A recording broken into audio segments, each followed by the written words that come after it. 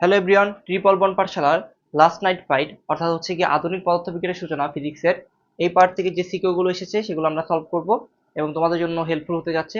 এইচএসসিতে যারা পরীক্ষা দিবা বা তোমরা যারা হচ্ছে কি 2025 ব্যাচে রয়েছে তাদের জন্য খুব হেল্পফুল হবে এই ভিডিওটা।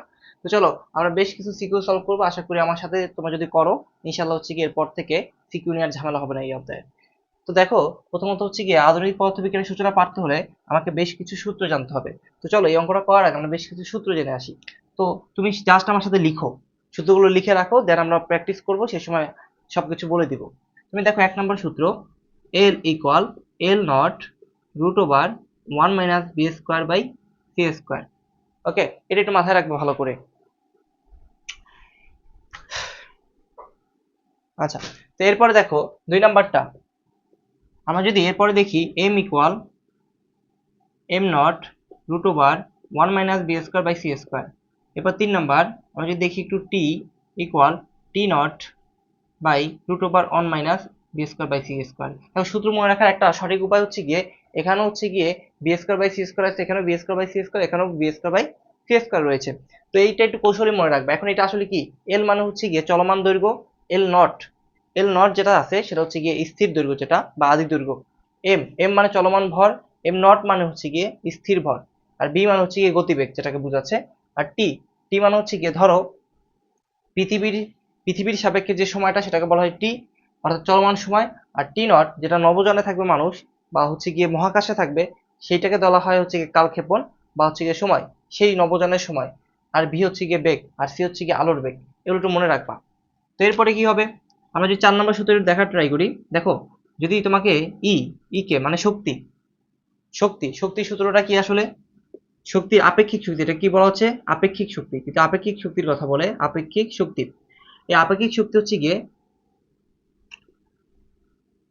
আপেক্ষিক শক্তির সূত্র হচ্ছে গিয়ে m c square minus m naught c square. মানে কি, দেখো এম সি স্কোয়ার মানে চলমান চলমান শক্তি আর স্থির শক্তি, ব্যাপারটা সেরকম। 5 নম্বর সূত্র ইকুয়াল, এটা যদি ফটো তড়িৎ প্রবাহ বলে, কি প্রবাহ, ফটো তড়িৎ প্রবাহ, ফটো তড়িৎ প্রবাহের ক্ষেত্রে এই সূত্রটা মাথায় রাখবা, ফটো তড়িৎ প্রবাহ।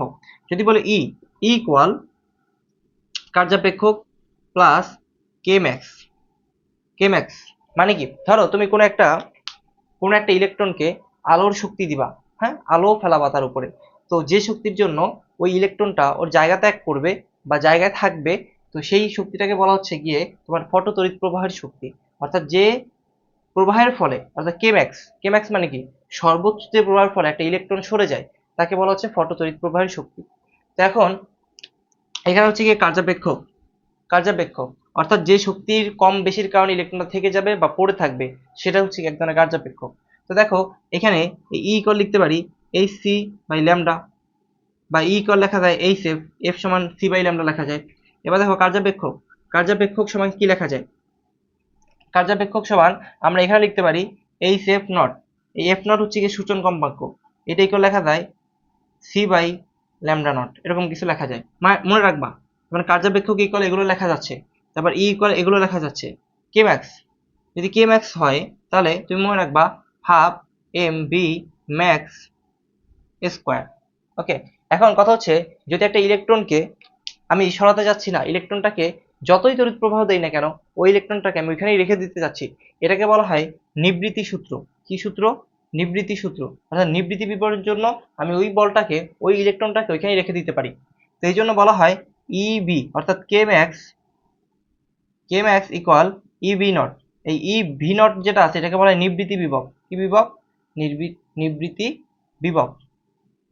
একটু ভালো করে মনে রাখবা, ইবি নেট হচ্ছে গিয়ে নিবৃত্তি বিভব। তাহলে দেখো কে ম্যাক্স ইকুয়াল দুটো সূত্র পেলাম, এটা পেলাম এবং এটা পেলাম, ভালো করে আমরা একটু মনে রাখবো।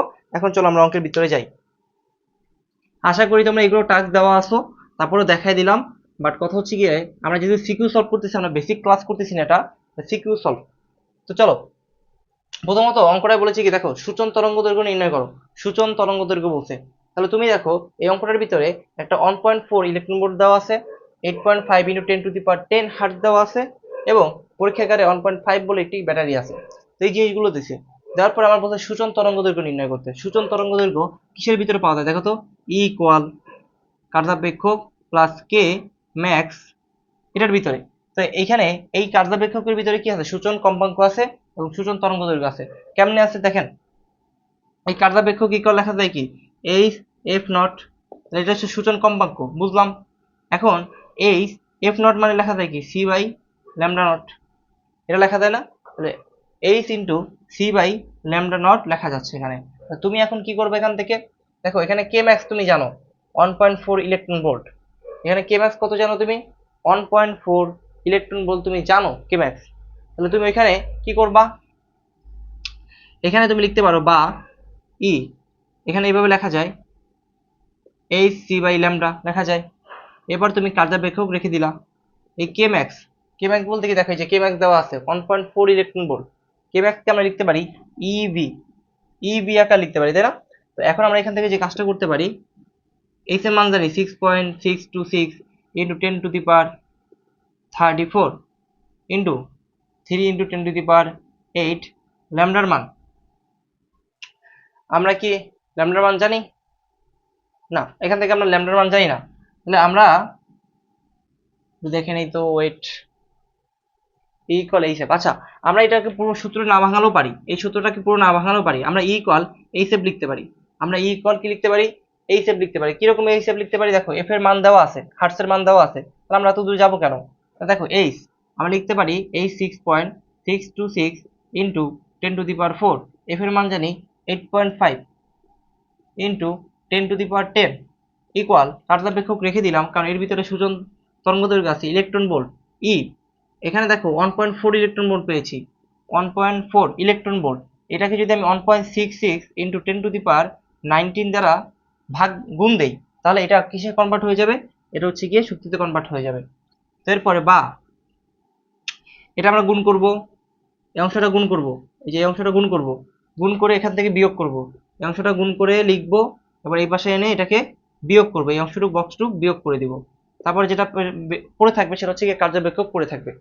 তো এই কার্যাবেক্ষক থেকে আমরা কি বের করবো, এই কার্যাবেক্ষক থেকে কার্যাবেক্ষক ইকুয়াল আমরা সূত্র জানি, আমরা লিখেছিলাম h c by lambda naught, আমরা এখান থেকে কি বের করবো ল্যামডা নটটাকে বের করব।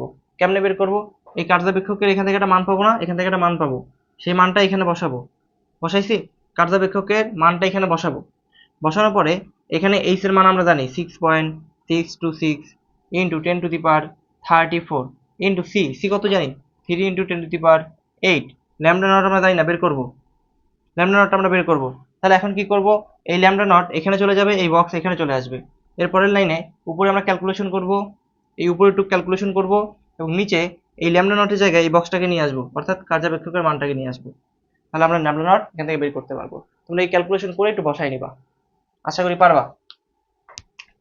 তো এরপরে যাই,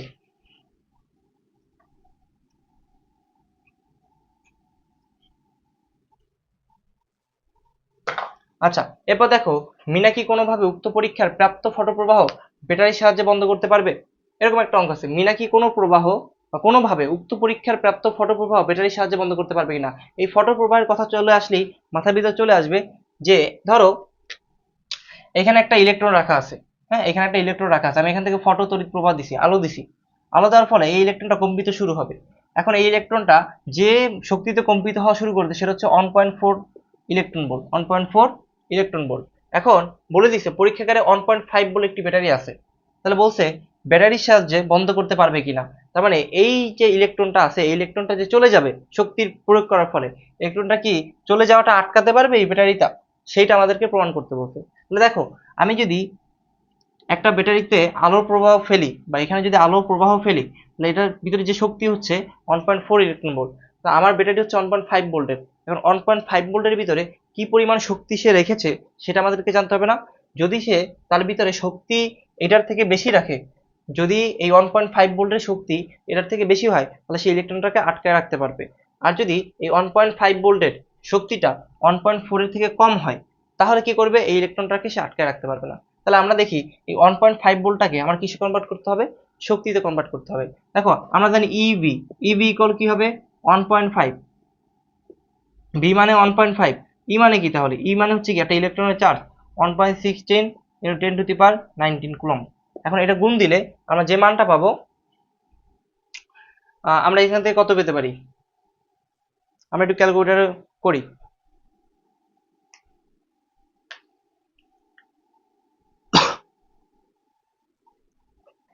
one point five 1.66 into 10 to the power 19। আচ্ছা, আমরা যদি একটু করি দেখি।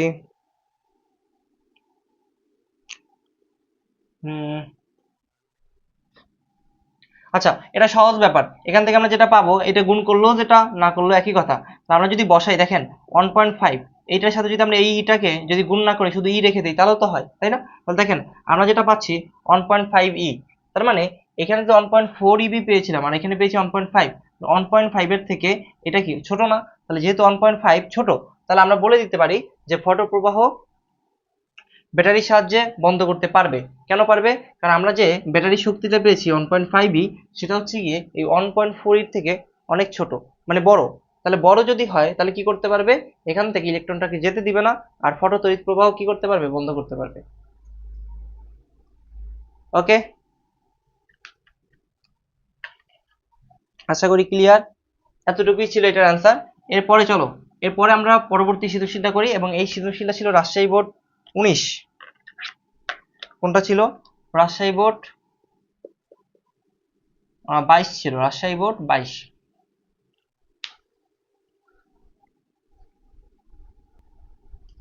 তো চলো আমরা পরবর্তীতে ঢাকা বোর্ড 2022 যে অঙ্কটা এসেছে সেটা সলভ করি। বলছে সিজিয়াম ধাতুর পাতে 4.5 × 10⁷ মিটার তরঙ্গ দৈর্ঘ্যের আলো আপতিত করে ফটোতড়িৎ ক্রিয়ার পরীক্ষা করে নিবৃত্তি বিভব 1.5 ভোল্ট, পরবর্তী 5.5 10⁻7 মিটার সবুজ আলো ব্যবহার করে। গ নম্বর প্রশ্ন বলেছে ফটো ইলেকট্রনের সর্বোচ্চ গতিবেগ নির্ণয় করো। তাহলে দেখো, তুমি জানো নিবৃত্তি বিভব, তুমি জানো কি নিবৃত্তি বিভব, এবং তোমাকে নির্ণয় করতে বলছে ফটো ইলেকট্রনের সর্বোচ্চ গতিবেগ। ওকে, তো এখন তুমি এই অঙ্কটা কেমনে করবে আসলে? তো তুমি জানো নিবৃত্তি বিভব, যেহেতু তুমি নিবৃত্তি বিভব জানো এবং তোমাকে বলছে ফটো ইলেকট্রনের সর্বোচ্চ গতিবেগ, তাহলে তুমি গতিবেগের সূত্র জানো যে K max. K max K max equal নিবৃত্তি বিভবের একটা মান জানো তুমি, ই ভি নট, এটা হচ্ছে নিবৃত্তি বিভব, তাই না? আর তোমাকে বের করতে বলছে সর্বোচ্চ গতিবেগ। তাহলে সর্বোচ্চ গতিবেগ এই কে ম্যাক্স এর আরেকটা সূত্র হচ্ছে গিয়ে half m v max square, তাই না? সর্বোচ্চ গতিবেগ, এই গতিটা তোমাকে বের করতে বলছে। তাহলে দেখো কে ম্যাক্স এর দুইটা সূত্র, তুমি জানো নিবৃত্তি বিভব, নিয়েছো নিবৃত্তি বিভব, তোমাকে বের করতে বলছে সর্বোচ্চ গতিবেগ, সেই সূত্রটাও তুমি নিয়েছো। এখন এই দুইটা তুমি সমান লিখে দাও। তাহলে কি লিখবা? Half m v square max equal কি লিখবা? E v naught. বা এখন তুমি কি করবা? দেখো এখানে তোমার এইটাকে রাখা লাগবে, তাই না? এটাকে রাখে বাদ বাকি যা আছে সব ওই পাশে নিয়ে যাও। 2 আছে ভাগ অবস্থা, এই পাশে গেলে কি হয়ে যাবে? গুণ, তাই না? তাহলে এই পাশে আসলে 2 হয়ে যাবে গুণ ই ভি নট, আর এখানে আছে এম গুণ অবস্থা, এখানে এসে ভাগ হয়ে যাবে। তাহলে পড়ে থাকবে ভি স্কয়ার ম্যাক্স পড়ে থাকবে, তাই না? এবার বা পরের লাইনে কি হবে? ভি ম্যাক্স ইকুয়াল, এটার স্কয়ার আছে তাহলে এখানে হবে কি রুট হয়ে যাবে 2 e v naught by m. এখন দেখো এখানে একটু ভালো করে লক্ষ্য করো, এখানে কি করবা? দেখো যেহেতু এখানে কি করেছে, সিজিয়াম একটা ধাতুর পাতে, হ্যাঁ, ফটো তড়িৎ প্রবাহ পড়েছে। তো যেহেতু একটা ধাতু, তার মানে এর ভিতরে চার্জ আছে, একটা ইলেকট্রনের ভর আছে। তা দেখো 2 ই মানে কি একটা ইলেকট্রনের কি হবে charge, 2 into 1.66 into 10⁻19 coulomb. V naught নিবৃত্তি বিভব, নিবৃত্তি বিভব কত দাও দেখো তো? 1.5 ভোল্ট না? 1.5 ভোল্ট, তা তুমি কি দিবা? 1.5 ভাগ কি দিবা? এম। এম কত আসলে? একটা ইলেকট্রনের ভর আমরা জানি 9.11 ইন্টু 10⁻31। তুমি উপরে গুণ করে ভাগ করবা, এবার ক্যালকুলেশন করবা, যেটা হবে সেটা অ্যান্সার। তো আশা করি ক্লিয়ার। এটা হচ্ছে কি আমাদের গ নম্বর প্রশ্নের উত্তর ছিল। এরপরে যাই,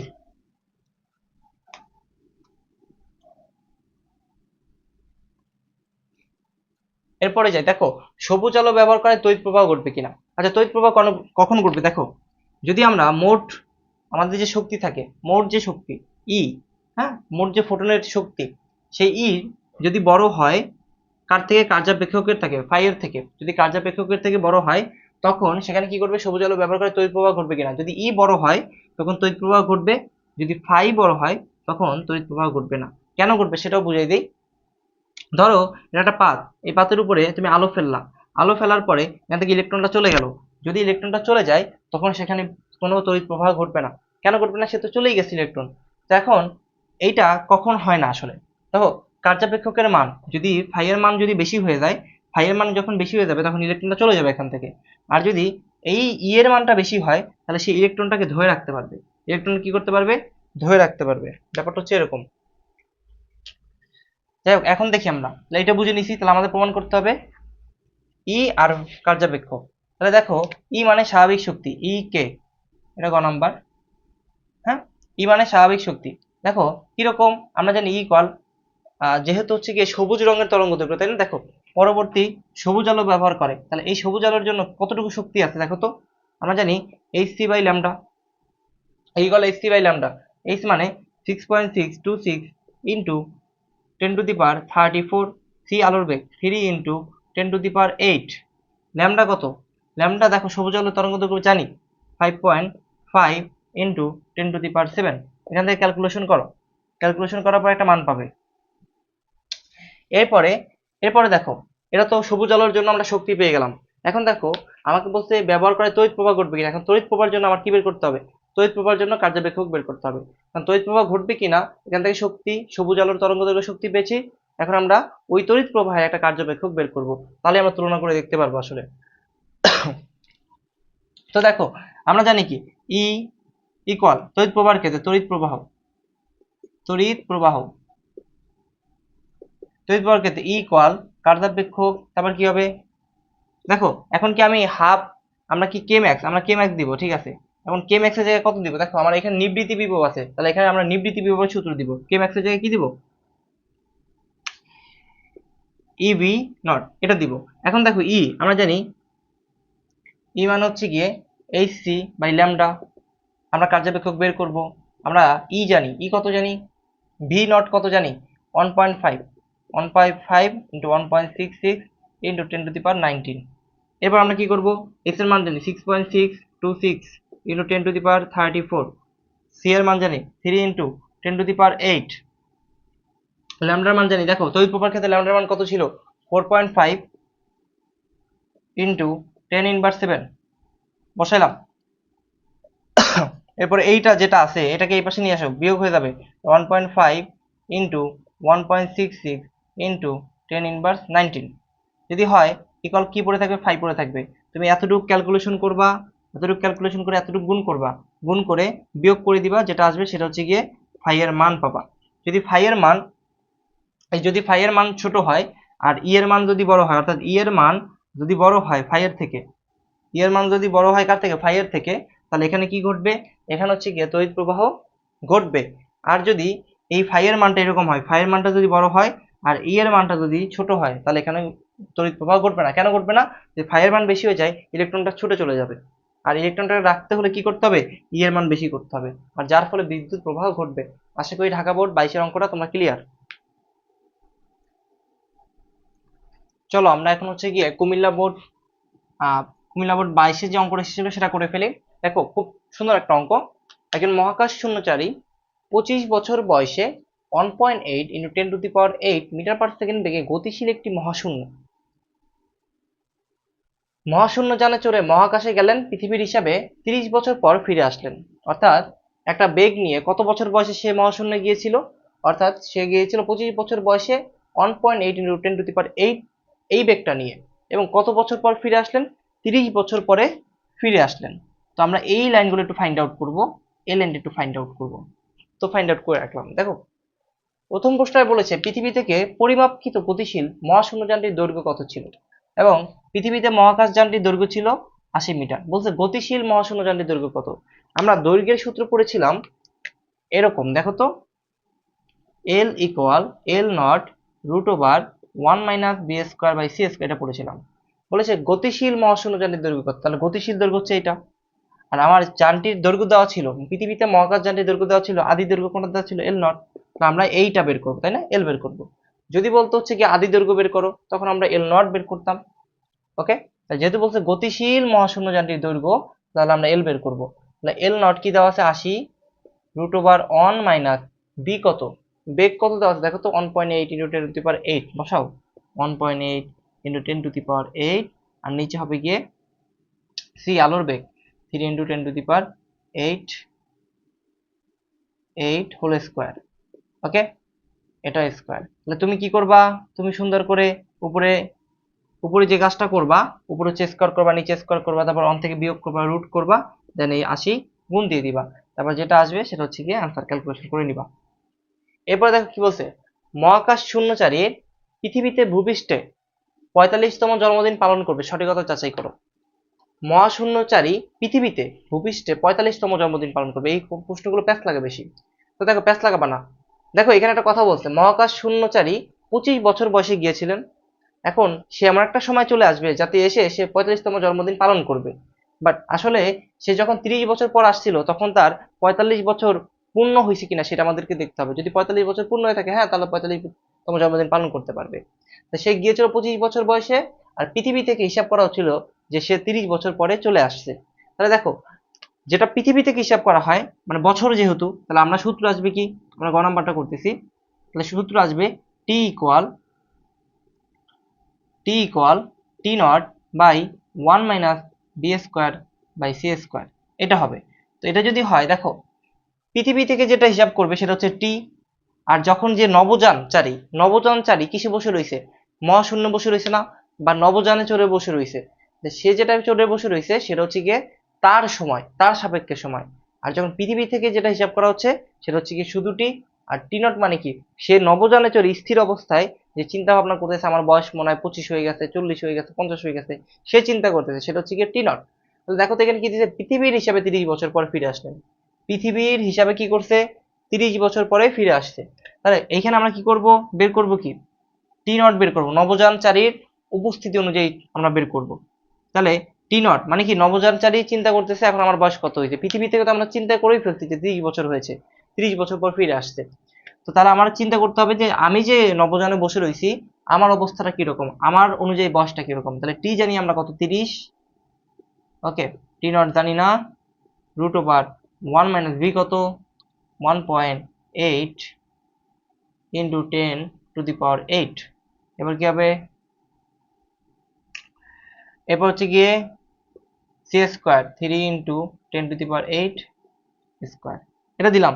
তারপর কি করতে হবে দেখো তো, এটার সাথে আর আর গুণ করে দাও, 30 into root over 1 minus 1.8 into 10⁸ ভাগ 3 ইন্টু 10⁸ ওর স্কোয়ার ইকুয়াল করে থাকবে টি নট। এই টি নটটা বের করবা। এখন টি নটটা বের করার পরে আমরা দেখতে পারি এখান থেকে বের হবে 19 5 24। তাহলে এখান থেকে যদি টি নট আমরা যদি চিন্তা করি, এখান থেকে টি নট যদি 24 বছর বের হয়, 24 বছর, টি নট কত বের হবে, 24 বছর। দেখো পৃথিবী থেকে যারা হিসাব করতেছিল তারা মনে করছে 30 বছর পর ফিরে আসছে, তাদের হিসাবে পৃথিবী হিসাবে 30 বছর পর ফিরে আসলেন। বাট যখন তারা মনে করতেছে যে অলরেডি 30 বছর হয়ে গেছে, বাট সে মনে করতেছে নবযানচারী যে নিজে হচ্ছে গিয়ে নবযানে বসে রয়েছে, সে মনে করতেছে আমার 24 বছর হয়েছে মাত্র।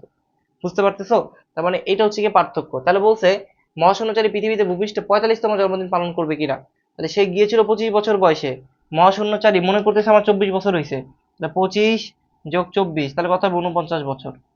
তাহলে মহাশূন্যচারীর তার অনুযায়ী বয়স হচ্ছে গিয়ে 49 বছর। তাহলে দেখো 45 থেকে বেশি হয়ে গেছে না, 45তম জন্মদিন, তাহলে তার বয়সটাই তো 49 বছর হয়ে গেছে, তাহলে সে এখনো 45তম জন্মদিন পালন করতে পারবে, পারবে না। তার মানে সে 49তম জন্মদিন পালন করবে বা 50তম জন্মদিন পালন করবে।